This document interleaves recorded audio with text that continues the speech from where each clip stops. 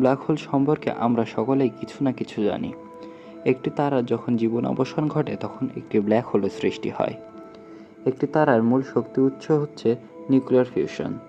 এই নিউক্লিয়ার ফিউশনের বিভিন্ন বিক্রিয়ার ফলে তারার আউটার লেয়ার এর প্রসারণ ঘটে, আবার গ্র্যাভিটির ফলে তা সংকুচিত হয়, যার কারণে তারাটি সবসময় একটি স্টেবল পজিশনে থাকে। কিন্তু যখন বিক্রিয়ার উৎস ফুরিয়ে যায় তখন প্রবল গ্র্যাভিটির কারণে তারাটি ভেতরের দিকে সংকুচিত হতে থাকে।